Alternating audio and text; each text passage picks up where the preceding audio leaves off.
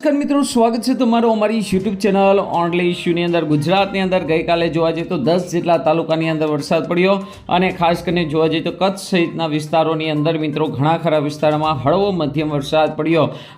1 inch કરતાં ક્યાંય વધારે વરસાદ પડ્યો હોય તેવા સમાચાર મળ્યા નથી, પરંતુ લોકલ ભેજ સિસ્ટમને કારણે હજુ પણ વરસાદ જોવા મળશે। આ બાજુ જે વાવાઝોડું અરબી સમુદ્રમાં ગુજરાતથી જે નજીક વાવાઝોડું બન્યું હતું શક્તિ વાવાઝોડું, આજે તે મિત્રો એકદમ ખાસ કરીને નબળું પડી અને ડિપ્રેશનની અંદર ફેરવાય। કોઈ પણ વાવાઝોડું છે સાયક્લોન બનતું હોય ત્યારે એને નામ આપવામાં આવતું હોય, તેની કરતાં ઓછી ઝડપ એટલે ડીપ ડિપ્રેશન, તેનાથી પણ ઓછી ઝડપ એને ડિપ્રેશન કહેવામાં આવતું હોય છે।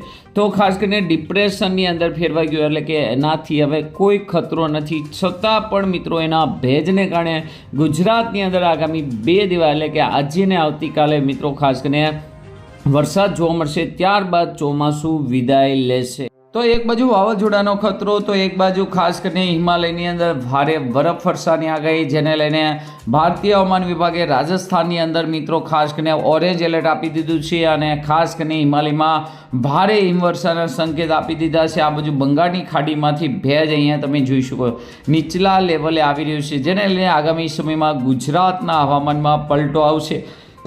આજના વિડીયોની અંદર આપણે મિત્રો વાત કરવાના છીએ ખાસ કરીને મુખ્ય મુદ્દા ઉપર કે ગુજરાતની અંદર આજથી ફરી એક વખત વરસાદને લઈને આગાહી છે, એ પણ મિત્રો 3 દિવસ। તો કયા કયા જિલ્લામાં મિત્રો આજે વરસાદ પડશે, ગુજરાત હવામાન વિભાગ, ભારતીય હવામાન વિભાગની આપણે મિત્રો વાત કરશું। વાવાઝોડાને લઈને આપણે મિત્રો વાત કરી દીધી, પરંતુ ખાસ કરીને આ વાવાઝોડું ગુજરાતની ઉપર કેવો વરસાદ લાવશે તેને લઈને પણ મિત્રો આપણે વાત કરશું। તેની અસરને કારણે પવનની ઝડપની કેટલી રહેશે તેને લઈને વાત કરશું, તેમજ આગામી 15 દિવસના ડેટા પણ જોઈશું અને સાથે સાથે દિવાળી કેવું વાતાવરણ રહેશે અને ચોમાસાના વિદાયને અને શિયાળાની શરૂઆતને લઈને વાત કરશું। તો આ વિડીયોને અંત સુધી જોજો, તેમજ અમારી યુટ્યુબ ચેનલ ઓનલી ઇશ્યુ પર આપ નવા હો તો ચેનલને સબસ્ક્રાઈબ કરી દેજો, તેમજ મિત્રો આ વિડીયોને લાઇક કરી દેજો।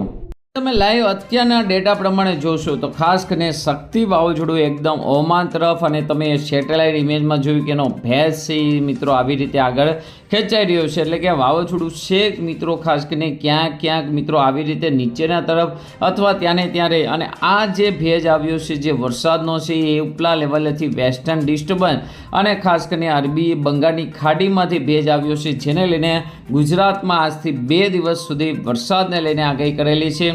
અને આ વરસાદની આગાહી છે ખાસ કરીને બપોર પછી અને મોડી રાત્રે જોવા મળી શકે છે, જેની અંદર સૌરાષ્ટ્રની અંદર, દક્ષિણ ગુજરાતમાં અને અમદાવાદના કેટલાક વિસ્તારોની આજુબાજુમાં જોવા મળે, પણ લકી ડ્રો જેવો વરસાદ છે, એટલે કે ક્યાં વરસાદ જોવા મળે તેની શક્યતા મિત્રો ખાસ કરીને ખૂબ જ ઓછી છે। આ બાજુ તમે જોઈ શકો છો તમિલનાડુ અને તેની આજુબાજુ છે એ ફરી એક વખત મિત્રો ખાસ કરીને વરસાદને લઈને સિસ્ટમ જોવા મળી છે। હાલ મિત્રો 2 ફાઇટ જોવા મળી રહી છે। અહીંયા જે વચ્ચેનો પટ્ટો છે આ પટ્ટાની અંદર ઉપલા લેવલેથી વેસ્ટર્ન ડિસ્ટર્બન્સ એટલે કે ઠંડા અને સૂકા પવનો છે એ ખાસ કરીને અસર કરી રહ્યા છે, અને એક બાજુ ખાસ કરીને અહીંયા તમે જોઈ શકો છો બંગાળની ખાડીમાંથી ભેજ આવી રહ્યો છે, એટલે કે આગામી સમયની અંદર ડબલ ઋતુ જોવા મળશે। વહેલી સવારે ઠંડક અને બપોર દરમિયાન ગરમી જોવા મળશે, જેને લઈને ફરી એક વખત બીમારીના વાસ છે એ જોવા મળી શકે છે।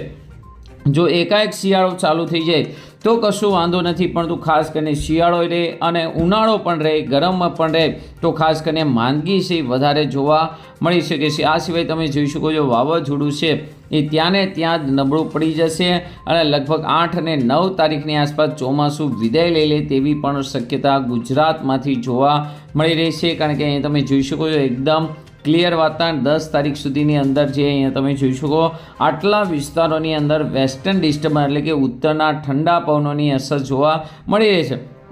તો ગુજરાતમાં 9 તારીખે અથવા 10 તારીખે ચોમાસું છે એ વિદાય લઈ શકે છે, પરંતુ સૌથી મોટી અપડેટ એ છે કે ફરી એક વખત બંગાળની ખાડી તરફ અને ખાસ કરીને ઓસ્ટ્રેલિયા તરફથી અહીં તમે જોઈ શકો છો ભેજવાળા પવનો આવી રહ્યા છે, જે મિત્રો ખાસ કરીને ચોમાસાને મિત્રો ખાસ કરીને હજુ પણ ટકાવી રાખશે। અહીં તમે જોઈશું જે પેસિફિક મહાસાગરમાંથી આવે છે, જે ચોમાસાને ખાસ કરીને ભારત તરફ લઈ આવતા હોય છે। આ જ પવનો તમે જોઈ શકો છો કે આગામી ખાસ કરીને આ મહિનાના એન્ડની અંદર તમે જોઈ શકો છો હજુ પણ આવી રહ્યા છે। એક બાજુ વેસ્ટર્ન ડિસ્ટર્બન્સ, જો આ પવનોની અંદર કંઈક મોટું સાયક્લોન બનશે તો આગામી આ મહિનાના એન્ડની અંદર જોવા જઈએ અરબી સમુદ્રમાં કે બંગાળની ખાડીની અંદર જો સાયક્લોન બનશે તો ખાસ કરીને આ મહિનાના એન્ડની અંદર મિત્રો ખાસ કરીને ફરી એક વખત ગુજરાતની અંદર વાવાઝોડું છે એ જોવા મળી શકે છે. હવે જોઈએ મિત્રો ગુજરાત હવામાન વિભાગની આગામી 7 દિવસની વરસાદને લઈને આગાહી.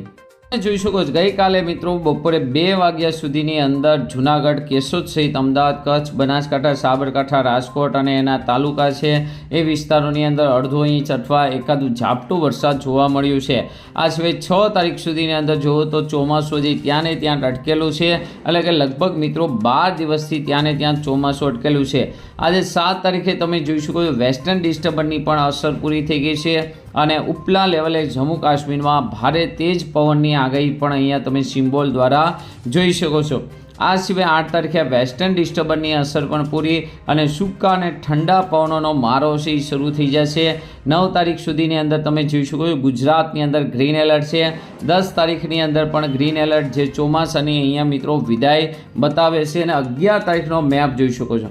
સમગ્ર ભારતની અંદર કોઈ વરસાદને લઈને મોટી વરસાદને લઈને મિત્રો આગાહી નથી. ગુજરાતમાં તો નથી જ. અહીંયા તમે જોઈ શકો છો ખાસ કરીને આપણે જોવા જોઈએ તો આ આપણે ECMWFનો મેપ છે અને જે આગામી સમયની અંદર 1/10/2025થી મિત્રો ખાસ કરીને વરસાદને લઈને આગાહી બતાવી રહ્યા છે. તો અહીંયા તમે જોઈ શકો છો કે હજુ પણ મિત્રો ખાસ કરીને વરસાદ છે એ આવવાનો છે. અહીંયા તમે જોઈ શકો છો કે 10 તારીખ સુધીની અંદર આપણે જેમ વાત કરી કે આવી રીતે સૂકા પવનો છે એ આવશે અને જેને લઈને ગુજરાતમાંથી ચોમાસું વિદાય લેશે. વેસ્ટર્ન ડિસ્ટર્બન્સ જોઈ શકો છો કે આવી રીતે વેસ્ટર્ન ડિસ્ટર્બન્સ તો અહીંયા ભારે બરફવર્ષા પણ જોવા મળી શકે છે. અહીંયા ખાસ કરીને આગાહી છે 30 સપ્ટેમ્બરથી 6 ઓક્ટોબર, જેમાં ગુજરાતનો મેપ છે. 6 તારીખથી 13 તારીખ સુધી સૂકું, 14થી લઈને 20 તારીખ સુધી સૂકું, પરંતુ 21થી લઈને 27 તારીખ સુધી હિન્દ મહાસાગરની અંદર ભારે હલચલ જોવા મળી શકે છે અને તેની હિસાબે હજુ એક નાનો એવો વરસાદનો રાઉન્ડ છે એ જોવા મળી શકે છે. આ સિવાય 6 તારીખે મિત્રો અહીંયા વરસાદને લઈને આગાહી કરવામાં આવી હતી, પરંતુ એટલો બધો વરસાદ છે એ જોવા મળ્યો નથી અને એવી જ આગાહી મિત્રો અહીંયા 7 તારીખે છે તમે જોઈ શકો છો. તો ગઈકાલની જેમ મિત્રો 15થી 20 તાલુકાની અંદર વરસાદ જોવા મળી શકે છે, જેની અંદર ઉત્તર ગુજરાત, મધ્ય ગુજરાત, દક્ષિણ ગુજરાત અને અહીંયા તમે જોઈ શકો કચ્છને, એટલે કે લકી ડ્રોની જેમ ક્યાં પણ વરસાદ પડે તેનું કહેવું મુશ્કેલ છે. તો એ પ્રમાણે વરસાદ જોવા મળી શકે છે. 8 તારીખથી એકદમ હળવો વરસાદ અહીંયા તમે જોઈ શકો. ઉત્તર, મધ્ય, દક્ષિણ ગુજરાતમાં ક્યાંક ક્યાંક વરસાદ પડે, બાકી કચ્છ અને સૌરાષ્ટ્રમાં વરસાદને લઈને કોઈ આગાહી નથી. અને 9 તારીખનો મેપ પણ તમે જોઈ શકો છો. ચોમાસું એકદમ વિદાય. ક્યાંક મિત્રો 1-2 તાલુકાની અંદર વરસાદ પડે તો ભલે, બાકી નવાઈ ન કહેવાય. ને 10 તારીખે પણ એ જ પોઝિશન અને 11 તારીખે તો તમે જોઈ શકો છો એની અંદર પણ ઘટાડો. એટલે કે અહીંયા મિત્રો ચોમાસું વિદાય છે એ બતાવી રહ્યા છે. 10 તારીખની આસપાસ ચોમાસું છે એ વિદાય લઈ લેશે. એકદમ સૂકું વાતાવરણ. હવે જે મિત્રો ખાસ કરીને ખેડૂતોને જે પાકની અંદર પિયત કરવું હોય તે પિયત કરી લેજો, કારણ કે હવે પછી વરસાદને લઈને કોઈ મોટી આગાહી નથી. આજે અને આવતીકાલે ક્યાંક ક્યાંક મિત્રો વરસાદ પડી શકે, એ પણ મિત્રો આજે, કાલની બહુ આગાહી નથી, પણ તો આજે પછી મિત્રો વરસાદને લઈને કોઈ આગાહી નથી. તમારા વિસ્તારમાં કેવું વાતાવરણ છે, વરસાદને લઈને કેવી જરૂર છે, જરૂરથી અમને કોમેન્ટ બોક્સમાં જણાવજો. આજના વિડીયોમાં આટલું જ. અસ્તુ. જય હિન્દ, જય ભારત.